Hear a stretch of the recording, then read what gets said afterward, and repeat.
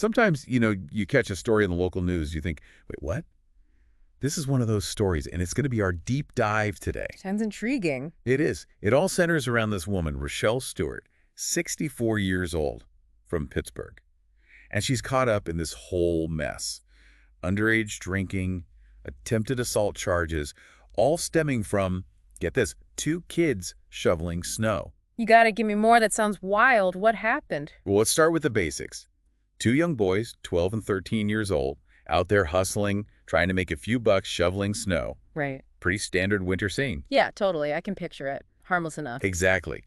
And according to the police report, they went up to Stewart's house, offered to shovel, and she agreed, said she'd pay them $5. So far, so good. But then, according to the boys, she invites them in for hot chocolate. Okay, and that's where it gets interesting.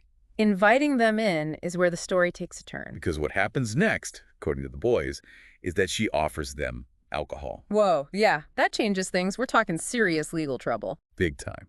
And that's just the beginning of the charges Stewart is facing. She's looking at giving alcohol to minors, corruption of minors, indecent assault, and even a charge for false reports to law enforcement. That's a lot to unpack, legally speaking. Each of those charges carries some serious weight. So break it down for me. What exactly could those charges mean for Stewart if she's found guilty?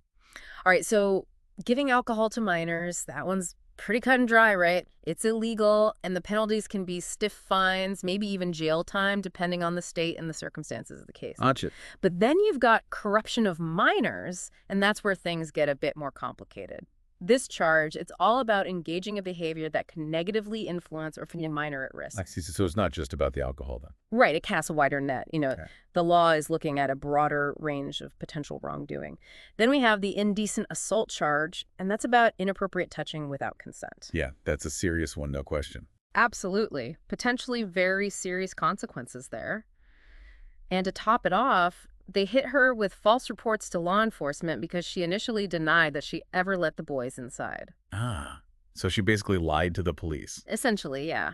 And that kind of thing can really damage her credibility, make it a lot harder for her defense team to make a strong case. So we had the boys' account of what happened, but what's Stewart's side of the story? Well, at first, she completely denied even letting those boys step foot in her house. And I'm guessing the police didn't exactly buy that. Not so much, especially when they found one of the boys' coats right there on her couch.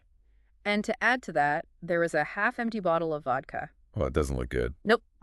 And there's one more twist. One of the boys, he actually recorded a video on his phone, and it supposedly shows Stewart with the other boy touching his arm and shoulder. Wow, a video. That's pretty damning evidence. It could be. Now, the defense could try to argue that the coat and the video are just circumstantial evidence. Right, but how much weight does that argument really hold? I mean, a coat and a video. That's where the skill of the attorneys comes into play, A good prosecutor is going to argue that the physical evidence backs up the boy's story and directly contradicts what Stewart is saying. Makes sense. But what about that video? How strong of evidence is that? The video, that's the wild card. What it actually shows is key. It all comes down to interpretation, right? It could completely sink Stewart's case, or the defense might be able to dismiss it. We'll have to see. I've got to be honest, this whole thing just seems so bizarre. Why would a 64-year-old woman, why would she invite these young boys inside her house, let alone offer them drinks? It's a question that has everyone scratching their heads, isn't it? The thing is, we only see this tiny snapshot of Stewart's life. We don't know what led up to this, what might have been going on with her. You mean like maybe she's got personal problems or mental health issues, something like that? Exactly. There could be a lot of factors at play that we just don't know about. And what about the boys? The police found them intoxicated. What kind of lasting impact could something like this have on them? It's got to be pretty traumatic. Oh, for sure. These kinds of experiences can be really tough on young people. You've got the alcohol, the possibility of inappropriate touching, and now they're right in the middle of a legal battle. That's a heavy stuff for kids to deal with. Yeah, it can have long-term effects on them, Their ability to trust adults, their sense of safety, even their emotional well-being. It's a lot to process. It's just a sad story all around. Yeah. It started with some kids trying to make some money shoveling snow, and now it's turned into this awful situation. It really highlights the fact that you never know what's going on beneath the surface, right? We tend to judge people based on their age or how they look, But this is a pretty stark reminder that appearances can be deceiving. And the scariest part is that this kind of thing could happen anywhere, to anyone. You actually wonder about your own neighborhood. You hit the nail on the head. This case forces us to ask some tough questions. How well do we know our neighbors? Are we paying attention to the people around us who might be vulnerable? And what can we do to make our community safer, especially for kids? Tough questions, for sure. Yeah. And I don't think there are easy answers. But this deep dive really gets you thinking, so thanks for that. It's a case that stays with you, you know. It makes you think about the complexity of human behavior and those hidden vulnerabilities that exist everywhere.